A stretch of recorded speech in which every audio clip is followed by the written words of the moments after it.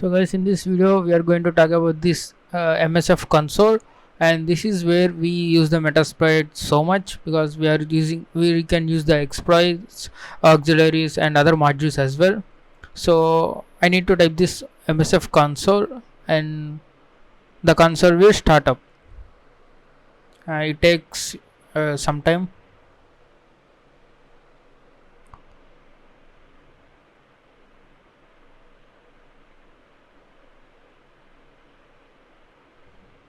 So as you can see, there is a banner of a duck, and you can see the Metasploit version 5087, and there are 2009 exploits currently as of 2020 as of this video making, and 1096 auxiliary modules and 343 post exploitation modules and 562 payloads and 45 encoders, 10 ops and 7 evasion modules.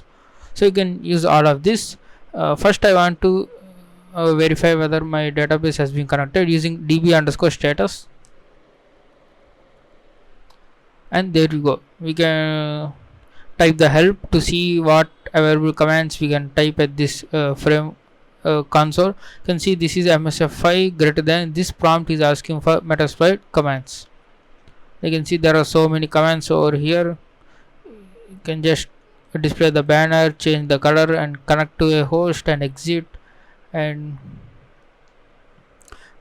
grab the output and load a plugin, and we can use this load space path to the plugin if you want to load the plugins manually, and you can also use the unload command to unload this plugin.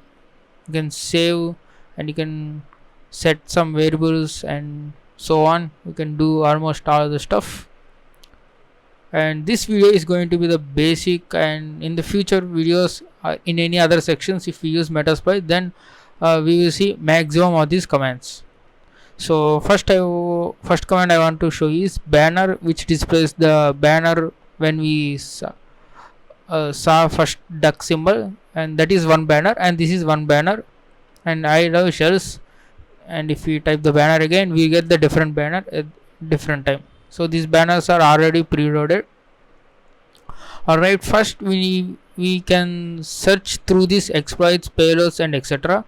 To do that, we need to say search, and we need to give the search query. So first, before that, we will see the help page of this search, and search options keywords value. So we can give the some options, and we can say the according to the particular keyword you can search the modules. If you say author, the modules written by this author, and architecture according to particular architecture and particular CVE date description. You can also give this year name using the CVE. So let me search for bad blue.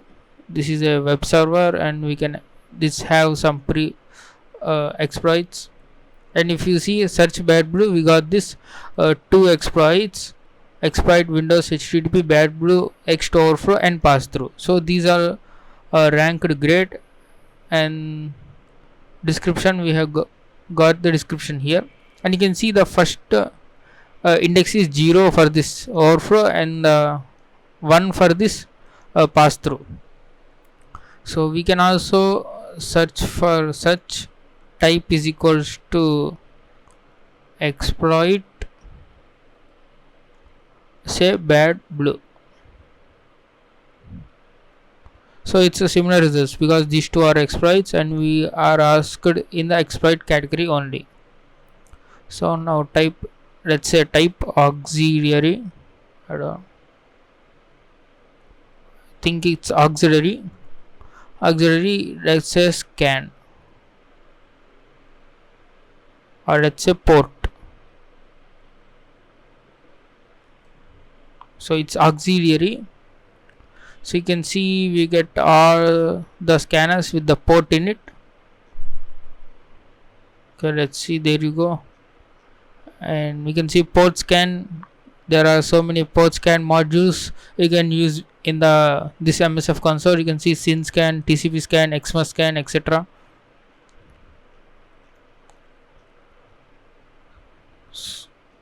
So we can search through this categories with this search option. You can say search payloads and say bind underscore TCP. Let's say bind. Okay, it's payload. Okay, bind. You can see you can see all the payloads with bind. So let me say bind TCP. So we got the various platforms bind TCP and also various functionality of this bind TCP payload. You can see the payload in Python, in R language, in Ruby language, and Windows. And in the same way, we can type reverse underscore TCP to check any reverse TCP. Yes, there you go. You can see there are a lot of reverse TCP modules. So we can also grep through this search to get multiple values or to get the desired values. So I can say search exploits. We need to put the grep before this search. Let's say grep for bad blue, and you can see there is an exploit with the bad blue pass through, and you can also see bad blue buffer overflow. So we can also say search in auxiliary and grep for port scan. So this grep is very nice if you don't know exactly the name, but you want to say the name will be in somewhere of this full path. You can see the port scan, AX, SYN, TCP, XMUS, etc. So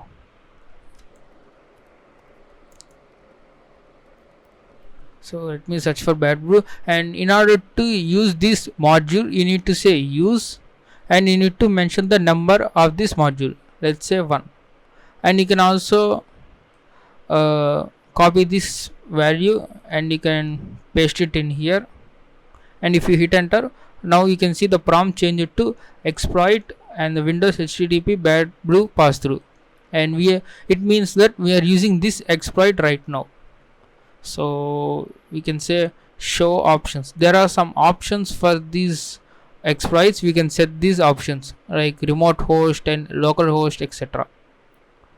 So as you can see, there are some few options for this bad blue exploit. Our host, we need to set this target host. That means our target computer must run this bad blue software, and our port is 80 because it's a web server, and SSL we can also we can set, or we can also unset these options, because you can see required yes. So you need to compulsory set these options before running the exploit. If you did not set this required yes options, the exploit will not run. Okay, now I will go back from this exploit to normal MSFI prompt. You need to type the back. So as you can see, now the prompt has been changed. Now if I search for bad blue again, now let me using the number, use 1, and I can see the same exploit we are using now. And one more command is show targets.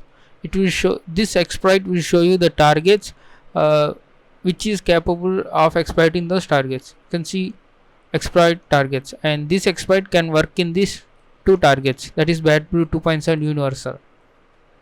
Okay, it's very important to know that show targets, because sometimes these exploits can work on different operating systems, and if you don't know, you can just type the show targets to know about this targets.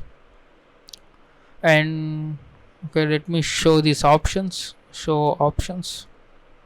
So in order to set this rhost variable, you need to say set rhost. Let's say 192 dot. So we are not performing the actual exploit now. I'm just showing the syntax. So you can set this set rhost this IP address, and if I type the show options again, and as you can see, the value of rhost contains the IP address we have set in this command. and to unset this r host, I mean to clear this r host value, you need to say unset r host. Now if you type the show options again, you can see the value has been removed. Okay, now there is another option, that is set g for global. It means that when you are when you are working with same host multiple exploits, you need to set this r host for every exploit. So in that case it is time waste. So you can say set g for global, and if you say some IP address, so now my r host will be set. So now what I will do is I will go back and I will say use 1.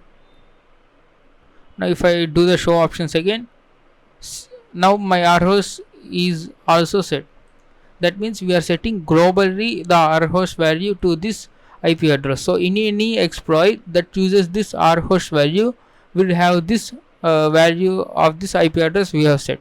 So let's say unset g to unset back this r host. So if I show the options, you can see the r host value has been removed. So if you are working with one computer, and if you want to do the multiple exploits, then this set g is very much helpful. And I want to show another command, that is run command. So this run command actually runs the exploit. So in this case we do not set the r host, that's why it failed, but in later videos we will set this r host and we will do practically, and then our exploit will be run successfully. Then we will get a reversal to us. And to see the sessions, that means a session will be created when this payload or the exploit has been run successfully. And to view those sessions, we can say sessions -l for list are those sessions. You can see there is no active sessions. In some cases there will be active sessions whenever our exploit has been successfully run. In that case we need to say sessions -i interact with, there will be a number with this, and you need to type 1. So invalid session identifier 1, because there is no active sessions. If there are active sessions, you can interact with using sessions -i 1. 1 are the ID of that session. So we can interact with these sessions, and we can also kill using the kill command. So we will discuss all these commands when exploiting and getting the reversal. So I can type the back.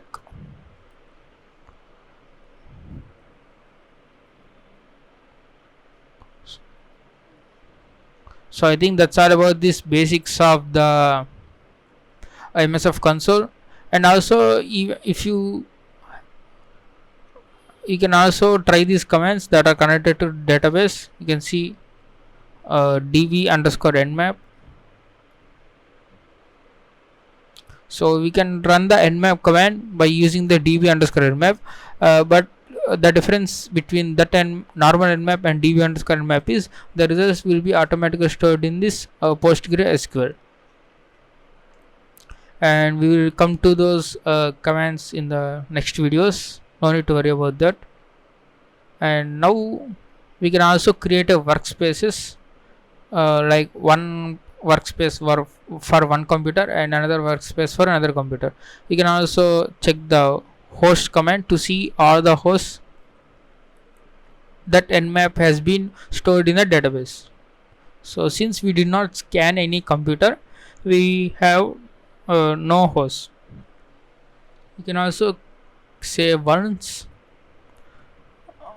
this will keep track of this host name and their respected vulnerabilities. So don't worry about all of these commands. Once if you practice for some time, and you will get used to it. So that's all about this MSF console basics, guys. In the next videos we will do some practical scanning and enumeration and then exploiting, and then we will easily understand the syntax